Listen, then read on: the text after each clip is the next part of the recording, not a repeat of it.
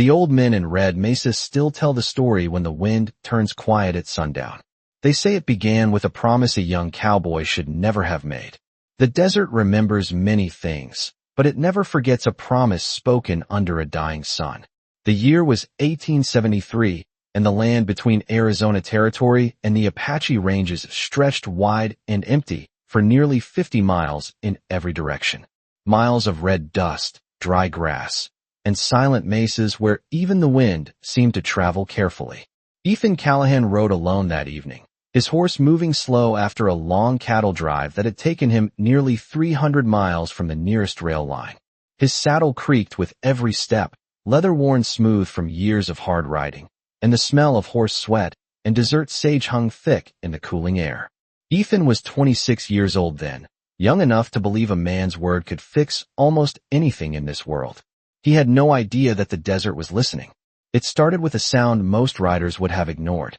Not a shout, not a gunshot, just a small movement near the edge of a narrow arroyo where the last light of day pooled like copper. His horse stopped before Ethan even pulled the reins. Animals notice trouble before men do. Ethan slid from the saddle and stepped carefully toward the rocks. That's when he saw her. A girl no older than 17 sitting against the stone wall of the dry creek bed. Her dark hair was tangled with dust, and the turquoise beads around her neck glinted in the fading sunlight. Apache. That much was clear even to a cowboy raised far from tribal lands. Her eyes lifted slowly when Ethan stepped closer. Not fearful, not angry, just tired in a way that made the desert seem older somehow. Ethan removed his hat without thinking. It was a small gesture his mother had taught him back in Missouri, a sign of respect when meeting someone for the first time.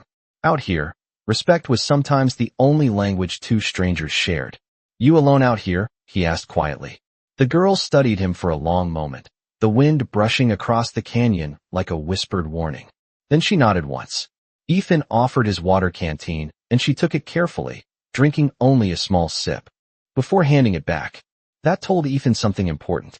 People who knew the desert never drank more than they needed. The sky had turned deep orange by then, the kind of sunset that made every rock and shadow look carved from fire. Ethan helped her stand and guided her toward his horse. She moved slowly but steady, stronger than she looked. When she was seated in the saddle, she turned toward him again. For a moment neither spoke. The desert was quiet enough that Ethan could hear the distant cry of a hawk circling somewhere far above the canyon rim. Then she asked a question that would follow Ethan for the rest of his life. "Will you come back?" Her voice was soft, but the words carried across the desert like something older than both of them. Ethan didn't hesitate. Maybe it was the way the sunlight caught the turquoise around her neck. Maybe it was the way her eyes held steady without fear. Or maybe it was simply that he was young and believed promises were easy things to keep. Ethan Callahan looked at the Apache girl beneath the burning sky of the Arizona desert and said the words that would one day become legend. "I promise." The ride to the edge of Apache territory took nearly 3 hours beneath a sky slowly turning from fire to deep violet.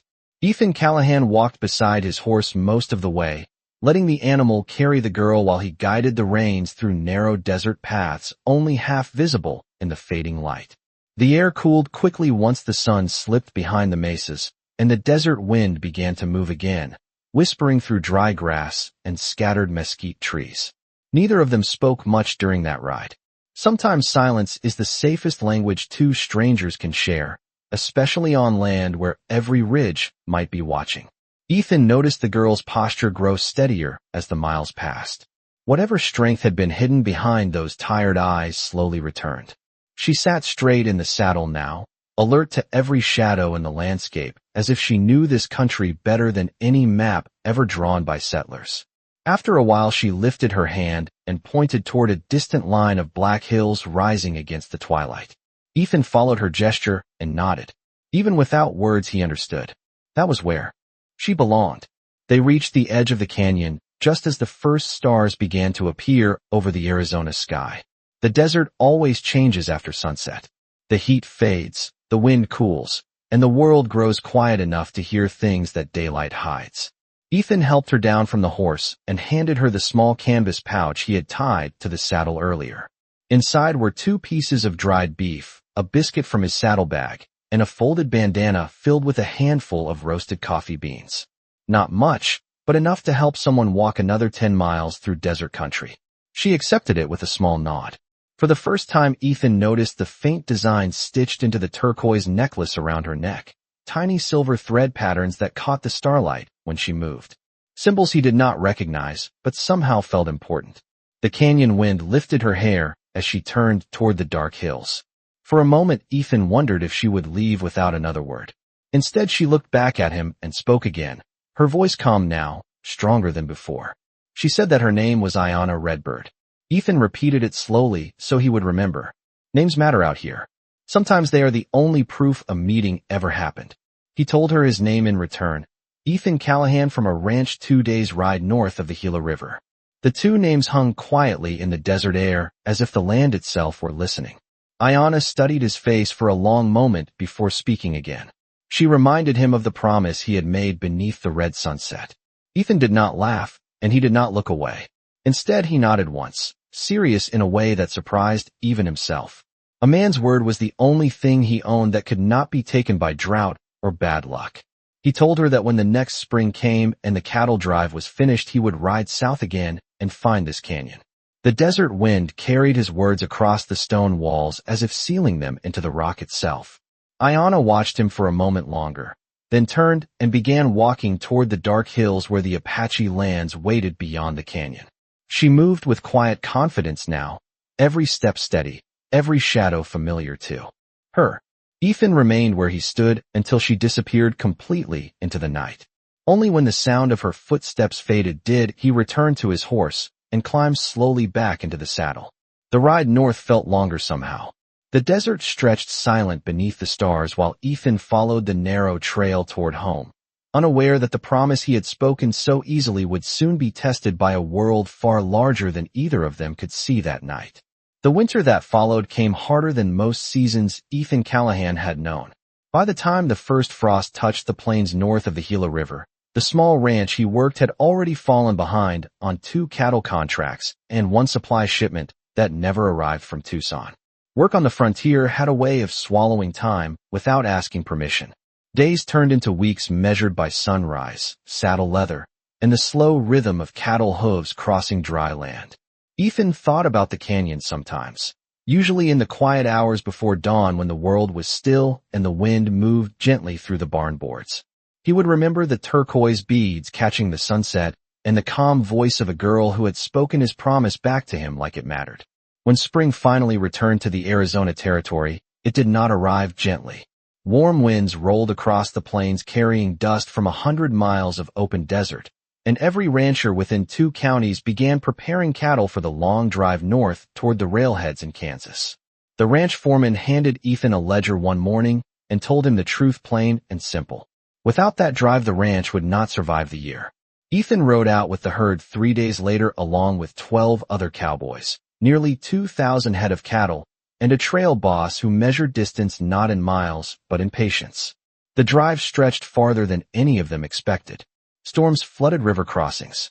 Several steers wandered off into broken canyon country that took days to recover. By the time the herd reached the rail line outside Abilene, more than 4 months had passed since Ethan had last seen the red mesas of Arizona. Money from the cattle sale helped the ranch stay alive through another year, but the ride home felt longer than the ride north. The plains grew wide again, the air turned dry, and the desert wind slowly returned as Ethan crossed back into the territory he knew.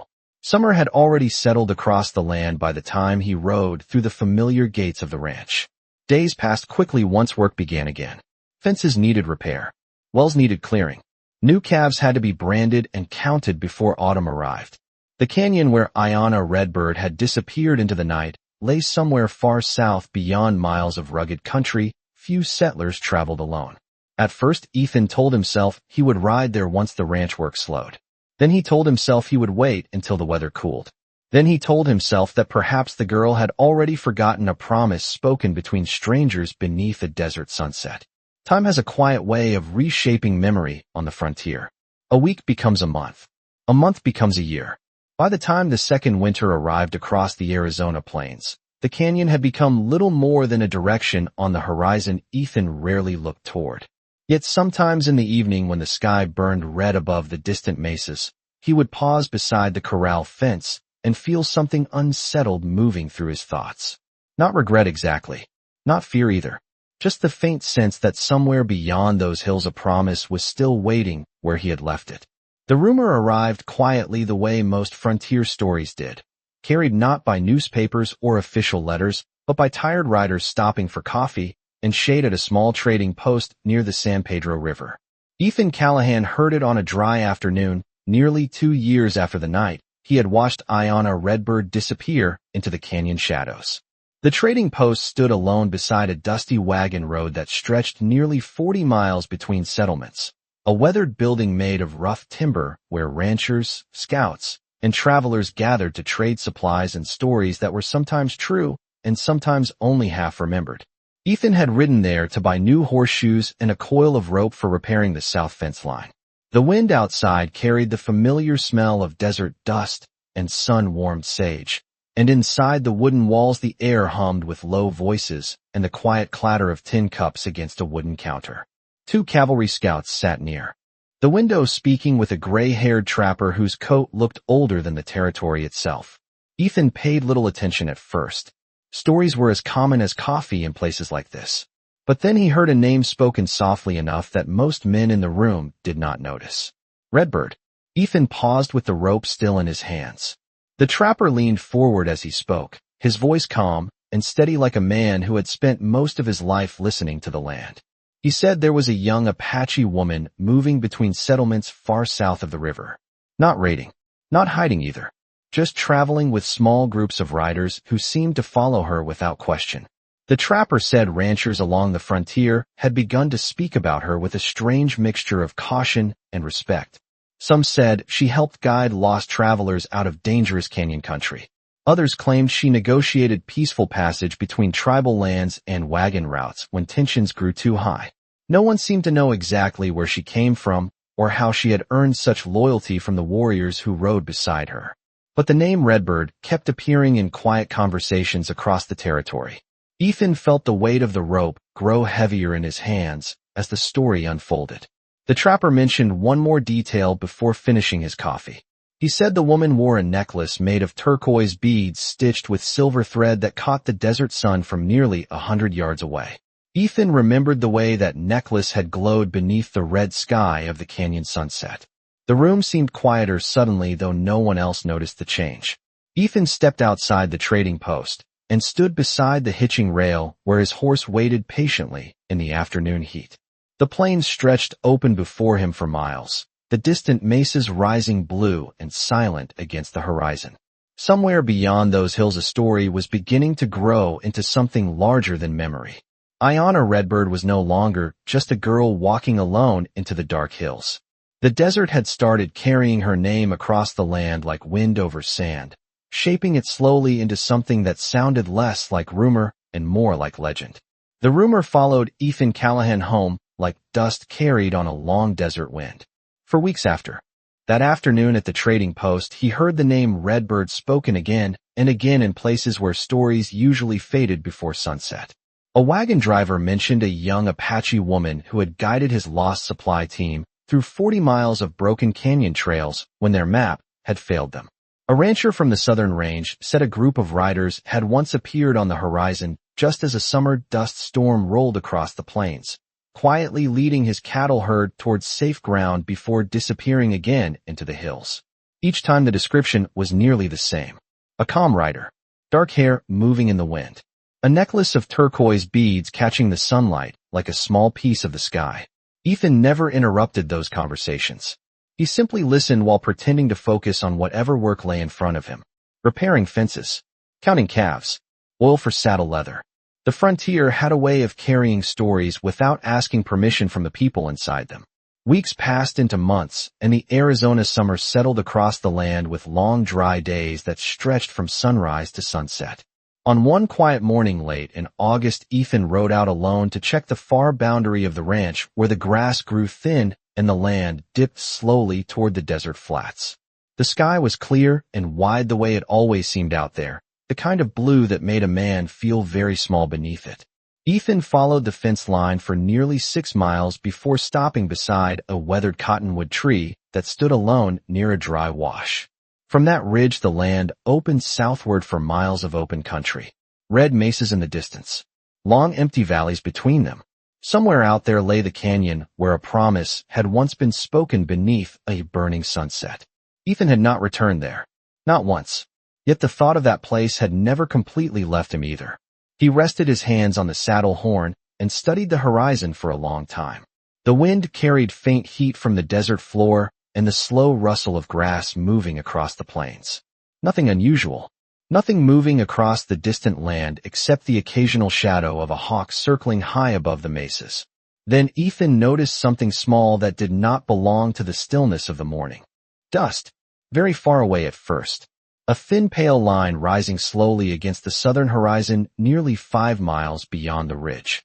At first he thought it might be a single rider crossing the valley floor. But as the minutes passed the dust widened and lifted higher into the air like a slow-moving cloud. Ethan narrowed his eyes against the sunlight. Riders. More than one. The wind shifted and carried the distant rhythm of hooves across the empty miles. A group traveling together. Large enough that the land itself seemed to notice their approach. Ethan sat quietly in the saddle as the shapes slowly formed against the bright desert light. One rider in front. Several behind. Then more behind them still. The dust grew thicker as the group climbed the far rise nearly 4 miles away. Ethan felt a strange stillness settle across the ridge where he sat watching. Something about the movement felt deliberate. Organized. Not the wandering travel of traders or settlers crossing the territory. The line of riders crested the distant hill and paused for a moment against the skyline. From that distance, they were only silhouettes against the morning sun. Yet even from miles away Ethan sensed the quiet weight of their presence. The wind carried the sound of hooves again, steady and unhurried. And somewhere deep in Ethan Callahan's memory, a single name moved through his thoughts like the first distant echo of thunder rolling across the desert. Redbird. The riders did not hurry. From the ridge where Ethan Callahan sat watching, their movement looked almost slow, like a line of shadows crossing the bright desert floor. Yet the dust rising behind them told another story. There were many horses down there, more than any ordinary travel party would bring across empty range. Ethan counted once, then again as the shapes became clearer against the sunlight. 10 riders, then 15, then more appearing from the drifting dust until the line stretched wider across the valley floor. By the time they reached the dry riverbed 3 miles south of the ranch boundary, Ethan knew there were at least 30 horses moving together, their pace steady and calm as they followed the lead rider across the open land. The strange part was not their number. The strange part was their silence. No shouting, no scattered movement. The group rode as if guided by a single quiet signal that passed from one rider to the next without words. Ethan shifted in the saddle and let the reins hang loose in his hands. His horse remained calm beneath him, ears forward, watching the distant line of riders the same way a working animal studies a coming storm. The sun climbed higher over the plains while the riders slowly crossed the valley. Nearly 40 minutes passed before the first of them reached the outer pasture fence that marked the southern edge of the ranch. Ethan rode down from the ridge and waited beside the old gatepost where the trail from the desert flats met the ranch road. By the time the riders came within 100 yards, the dust had settled enough for him to see them clearly. Apache riders. Their horses were lean desert animals built for distance and endurance.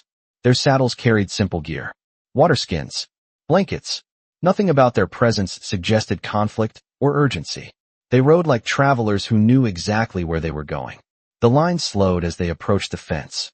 One rider in front lifted a hand, and the entire group stopped at once. 30 horses stood quietly beneath the bright Arizona sun, their shadows stretching across the dry grass like dark brush strokes on the earth. Ethan felt the quiet weight of the moment settle around the open pasture. No one spoke. Then the rider at the front nudged her horse forward a few steps beyond the others. From the distance, Ethan could already see the turquoise beads resting against the rider's chest, bright against dark leather and woven cloth. The sunlight caught the silver thread between the stones and sent a small flash of blue across the air between them. Ethan felt something inside his chest grow still. The rider stopped about 20 feet from the gate where he waited. She sat tall in the saddle, calm in the same way Ethan remembered from that night long ago beside the canyon wall. But she was no longer the quiet girl he had helped onto his horse beneath the red sunset. Time had changed her the way the desert changes stone. Her posture carried quiet authority now, the kind that made 30 riders behind her wait without question. Ayanna Redbird studied Ethan across the narrow stretch of dust between them. The wind moved softly through the dry grass while the horses shifted, their weight beneath the heat of the morning sun. For a long moment neither of them spoke. Then she gave the smallest nod, as if confirming something she had already known long before this ride began. Her voice, when she spoke, carried easily across the still air. Calm, certain. The same voice Ethan had heard beside the canyon nearly 2 years before. She said his name as if the desert itself had remembered it. Ethan Callahan. The name lingered in the air between them like a memory the desert had decided to return. Ethan Callahan felt the weight of those 2 words settle over the quiet pasture while 30 riders waited behind her without moving. For a moment he could not answer. Not because he did not know what to say, but because the years between that canyon sunset and this bright morning seemed to fold together all at once. He removed his hat slowly, the same small gesture of respect he had offered the first time they met. The wind brushed across the open land, carrying the faint scent of dry grass and distant sage. Ayanna Redbird watched him with calm patience, her posture steady in the saddle. Up close Ethan could see how time had shaped her presence. The quiet strength in her eyes had deepened into something larger than confidence. It was the kind of still authority that did not need to announce itself. The riders behind her shifted their horses slightly, but remained silent, their attention resting on the exchange unfolding near the ranch gate. Ethan finally spoke her name, carefully, the same way he had repeated it on that night long ago beside the canyon wall. Ayanna. The sound seemed to travel across the pasture and disappear into the wide Arizona sky. For the first time since arriving, she allowed a small smile to touch her expression, not wide, not dramatic, just enough to confirm that the years had not erased that moment they both remembered. She guided her horse forward another few steps until the gatepost stood between them. The turquoise beads at her neck caught the sunlight again, the same quiet flash of blue Ethan had carried in his memory through many seasons of dust and work. When she spoke again, her voice held the calm certainty of someone who had traveled a long road with purpose. She told him she had come a long distance to find this ranch, nearly 100 miles across desert and canyon country. Not because the land was unfamiliar to her people, but because some paths take time before they can be walked again. Ethan listened without interrupting. The truth was he had imagined this moment many times since hearing her name carried through rumors across the frontier. In most of those thoughts he expected anger or disappointment waiting in her eyes. Instead he found something else entirely. Patience. Understanding. Ayanna rested one hand lightly against the saddle horn while the wind lifted a few strands of dark hair across her shoulder. She reminded him of the promise he had made beneath the red sky of that canyon evening. Not as an accusation, not even as a question, simply as a fact that both of them remembered clearly. Ethan lowered his gaze briefly toward the dry grass near the gate before looking back at her. There was no reason to pretend otherwise. Time had passed. Too much of it. Ranch work, long cattle drives, seasons that slipped quietly from one into the next until the road south had slowly faded from his plans. Yet hearing her voice now made that truth feel heavier than it ever had before. He began to answer, ready to explain the years and the work and the distance that had stretched between that promise and this moment. But Ayanna lifted her hand slightly, stopping his words before they formed. Her expression remained calm as the desert around them fell completely still. The riders behind her waited. The wind softened. Even the horses seemed to pause. Then Ayanna Redbird said something that Ethan Callahan had not expected to hear. She told him she had not come to ask why he never returned. The quiet after her words stretched across the open pasture like a long shadow beneath the morning sun. Ethan Callahan remained still beside the gate, his hat resting loosely in his hand while the wind moved softly through the dry grass around them. The riders behind Ayanna Redbird did not shift or whisper. 30 horses waited with the same calm patience their leader carried in her voice. Ayanna studied Ethan for another moment, as if measuring the distance between the young cowboy she had once met beside a canyon and the man now standing before her ranch gate. Then she spoke. Again, slowly, choosing each word with the quiet care of someone telling a story that had taken years to understand. She said that after the night he helped her reach the edge of her homeland, she waited for him through 2 seasons of rain and cold winds. Each time the sun set red against the canyon walls, she wondered if the rider who promised to return would appear on the distant trail. But the desert has its own lessons, and patience is one of the first it teaches. When the second spring came and the canyon remained empty, Ayanna realized something important. A promise does not always need to be kept in the way people expect. Sometimes the promise itself changes the path of the person who heard it. Ethan listened without speaking. The wind lifted a faint swirl of dust along the ranch road and carried the scent of dry earth across the pasture. Ayanna told him that the night he helped her, she had been traveling alone after losing her way in unfamiliar land during a long journey between tribal settlements. Before that moment, she had believed that all settlers riding across the frontier looked at her people with suspicion or distance. But the cowboy who removed his hat and offered water without asking questions had shown her something different. Respect. A small thing perhaps, but powerful in a land where misunderstandings could grow as wide as the desert itself. She said that memory followed her after she returned home. In time, she began traveling between settlements again, helping guide travelers who lost their way, speaking with ranchers when confusion rose between their lands and the Apache trails. Slowly the riders behind her began to appear. First 2, then 5, then many more who believed the frontier needed voices willing to walk between worlds instead of building walls between them. The turquoise necklace resting against her chest shifted slightly in the wind as she spoke. Ethan recognized the silver thread stitching between the stones and remembered how it had glowed beneath the sunset years before. Ayanna looked toward the open plains stretching beyond the ranch and then back at Ethan. She said that people across the territory had started telling stories about her travels. Some called those stories legends.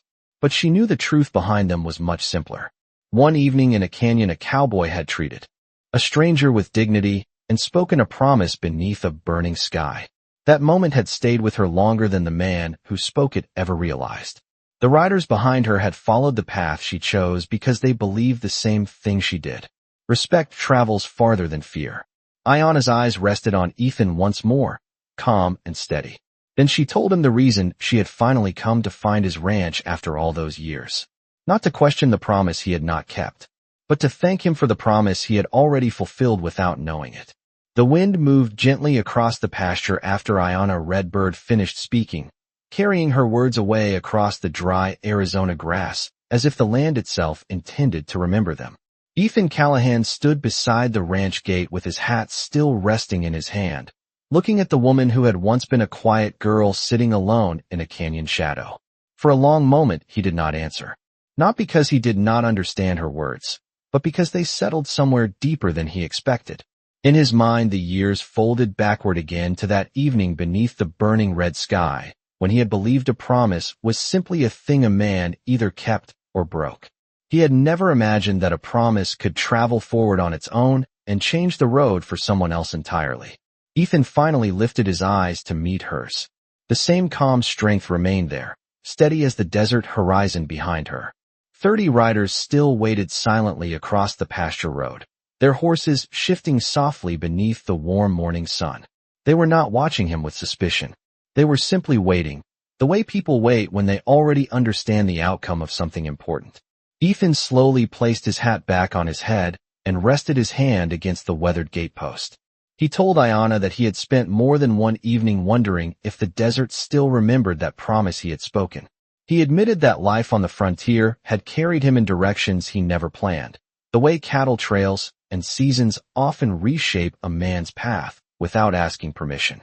But hearing her words now made him realize something he had not understood before.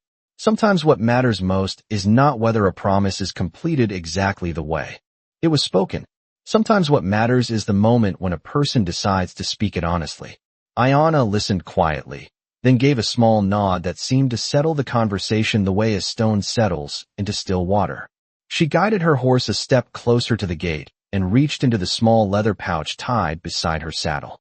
From it she removed a single turquoise bead threaded on a thin piece of silver wire. It matched the necklace she wore, though this bead looked slightly older, its surface worn smooth by years of desert wind. She extended it toward Ethan across the gate. He hesitated only a moment before accepting it.